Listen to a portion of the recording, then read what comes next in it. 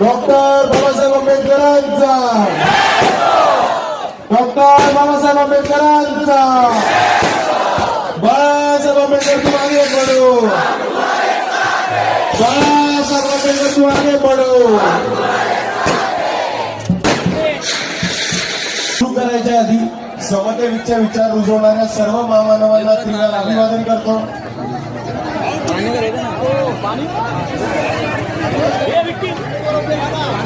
समतेचे विचार रुजवणाऱ्या सर्व महामानवांना त्रिवार अभिवादन करतो. आणि इथे उपस्थित वंचित बहुजन आघाडी, शिवसेना उभाटा गट तसेच आपले रिंकू यादवचे उमेदवार, वंचित बहुजन आघाडी आणि शिवसेनेचे उमेदवार, पदाधिकारी, नेते, इथे उपस्थित माझ्या माता भगिनी, वडीलधारी मंडळी आणि या चळवळीतल्या तमाम साथीदारांना माझा जय जिजाऊ, जय शिवराय, जय ज्योती, जय क्रांती, जय लहूजी, जय मल्हार. अस्सलाम वालेकुम रहमतुल्लाहि व बरकातुहू आणि जय भीम.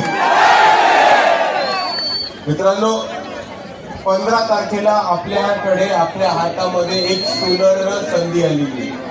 एक संधी आलेली आहे आपल्या शहराचा विकास करायची. एक संधी आलेली आहे आपल्या वस्तीचा विकास करायसाठी. एक संधी आली आहे आपल्या गलीचा विकास करायसाठी. आणि एक महत्वाची संधी आली की आतापर्यंत ज्या ज्या लोकांनी महानगरपालिकेच्या मार्फत भ्रष्टाचार केला, आतापर्यंत ज्या ज्या कामाचे पैसे स्वतःच्या खिशात टाकण्याचं काम केलं आणि आतापर्यंत ज्या ज्या लोकांनी नवी मुंबईची तिजोरी खाली करायचं काम केलं होतं, त्या लोकांना उचलून सत्तेच्या बाहेर फेकून आपल्या हाताचे उमेदवार निवडून द्यायची वेळ आली.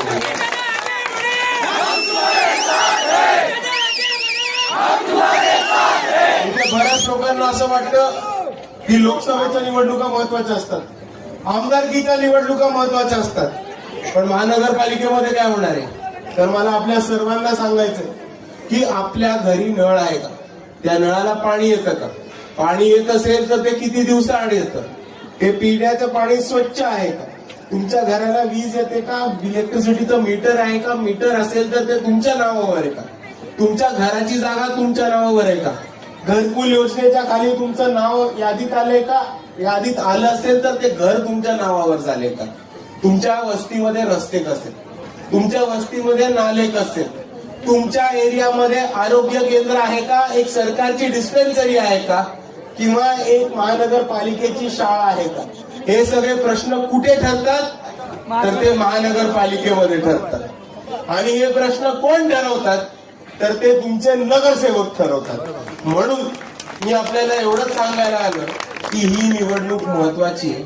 आणि जर आपल्याला गेल्या 25 वर्षाचा भ्रष्टाचार थांबवायचा असेल, जर आपल्याला गेल्या 25 वर्ष झालेला आपल्या रखडलेला विकास हा पुढे घेऊन जायचा असेल, तर आतापर्यंत ज्या लोकांना संधी दिलेली ते बंद करा आणि एक संधी वंचितला देऊन बघा. हे मी आपल्या सर्वांना मित्रांनो,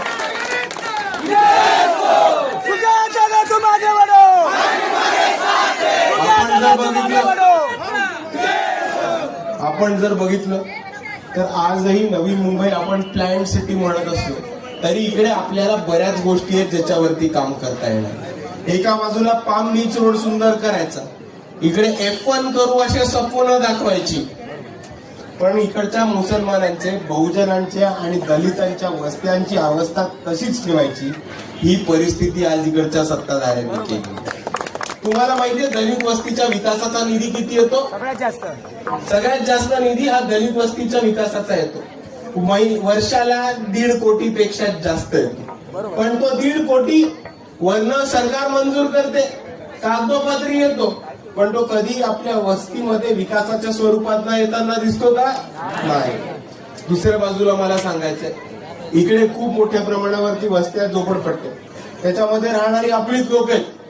पण या लोकांना इकडचे गावगुंडे आणि इकडचे बिल्डर आणि इकडचे प्रस्थापित या धमक्या देत राहतात की आम्ही तुमची वस्ती अतिक्रमणच्या नावावर हटवू, तुमच्या वस्तीवरती बिल्डोजर चढवू आणि तुमच्या सर्वांची घरं खाली करू. या सगळ्या लोकांना मला एकच आश्वासन द्यायचंय की तुम्ही घाबरू नका, वंचित बहुजन आघाडी तुमच्या पाठीशी.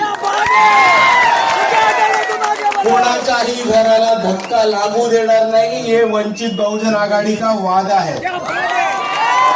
आणि त्याच्याहून महत्वाचं, हे जेव्हा घर पाडायचं म्हणतात किंवा घरावरती बुलडोजर चालवायचं म्हणतात, तर हे कशाच्या माहितीवरती करतात की ते म्हणतात तुमच्याकडे प्रॉपर्टी कार्ड नाहीये, प्रॉपर्टी टॅक्स नाहीये, इलेक्ट्रिसिटीचं मीटर तुमच्या नावावर नाहीये आणि पाण्याची पट्टी तुमच्या नावावर नाहीये। पण आता जर आपल्याला प्रॉपर्टी कार्ड आणि प्रॉपर्टी टॅक्सचं काम करून घ्यायचं असेल, दुसऱ्या बाजूला इलेक्ट्रिसिटी मीटर आपल्या नावावर करून घ्यायचं असेल, तर आपली ही कामं कुठे होतात?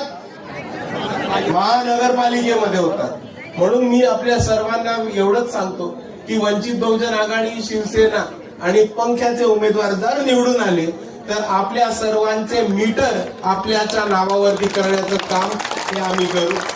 प्रत्येकाला प्रॉपर्टी कार्ड करून 500 स्क्वेअर फुटापर्यंत ज्यांचं ज्यांचं घर आहे ते घर तुमच्या नावावरती करण्याची जबाबदारी आम्ही यामध्ये घेतो।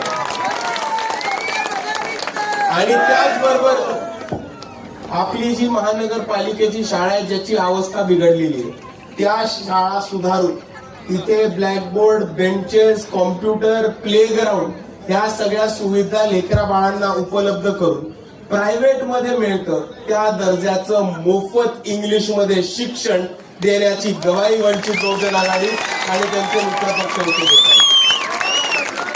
त्याचबरोबर प्रत्येक वॉर्डामध्ये, म्हणजे आता आपण प्रभाग क्रमांक 1 मध्ये आहोत, आपल्याकडे अ, ब, क, ड आहे, तर अ मध्ये एक, ब मध्ये एक, क मध्ये एक, ड मध्ये ह्या प्रकारचं एक आरोग्य केंद्र आणि सरकारची डिस्पेन्सरी आपल्या सर्वांसाठी चालू करण्याचं काम हे वंचित बहुजन आघाडी करून बाजारपेठेमध्ये आणि पब्लिक स्पेसेसमध्ये महिलांसाठी स्वच्छतागृह बांधण्याचं काम सुद्धा वंचित बहुजन आघाडी, शिवसेना आणि मित्र पक्ष इथे नक्कीच करणार।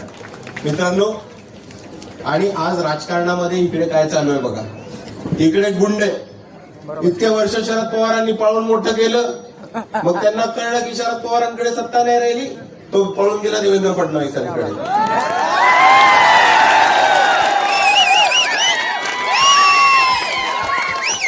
दुसऱ्या बाजूला एकनाथ शिंदेची त्यांचं भांडण चालू आहे, रोज काही ना काहीतरी करतात, तू माझ्या नादी नको लागू, तू माझ्या इकडे नको येऊ, तू माझ्या मागे नको लागू।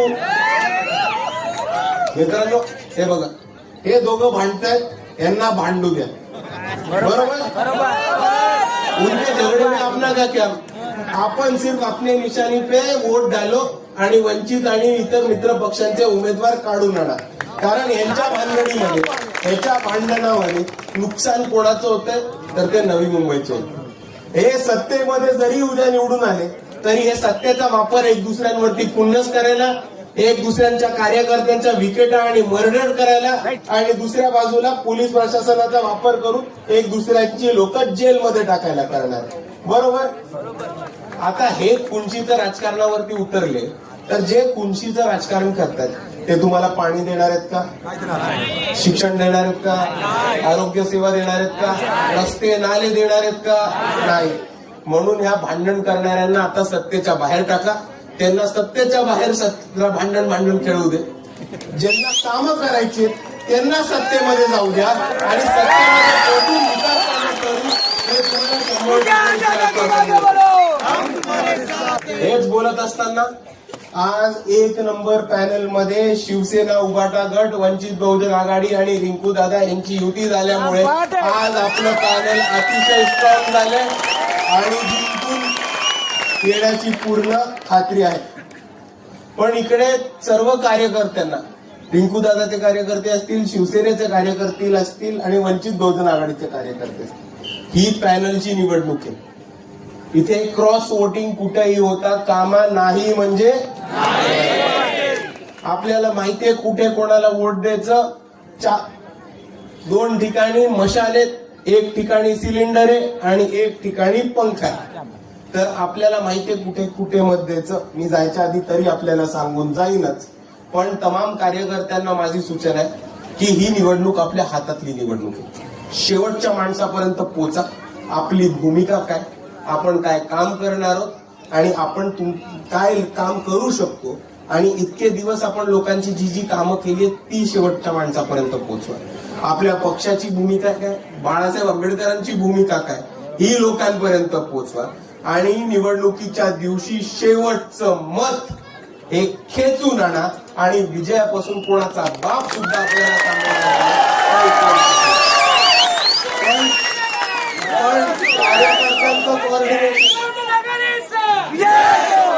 कार्यकर्त्यांचं कॉर्डिनेशन आणि कार्यकर्त्यांचा ताळमेळ हे खऱ्या अर्थाने आपले विजयाचं सिक्रेट असणार आहे. कार्यकर्त्यांनी मेळ ठेवावा आणि आपले चिन्ह पण अशी मिळाली आहेत की ते चिन्ह पण सांगतात की आपला ताळमेळ नसला तर आपला गेम बिघडणार.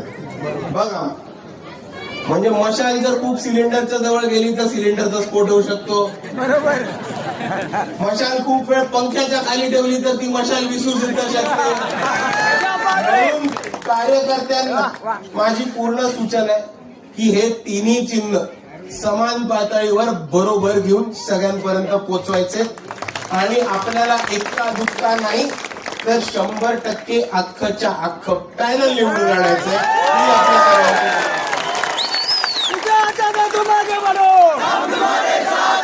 वंचित बहुजन आघाडीचा इथे प्रभाग क्रमांक अ मधनं नमिताताई भालेराव या उभ्या आहेत. यांचं चिन्ह आहे मशाल. मग सॉरी, प्रभाग क्रमांक 1 अ सिलेंडर, बरोबर. प्रभाग क्रमांक 1 ब पवारताई यांचं चिन्ह आहे मशाल. तसंच प्रभाग क्रमांक 1 क ठाकूर साहेब यांचं चिन्ह आहे मशाल आणि प्रभाग क्रमांक 1 ड तिथे आपले रिंकूदादा यादव उभे आहेत. यांचं चिन्ह आहे पंखा.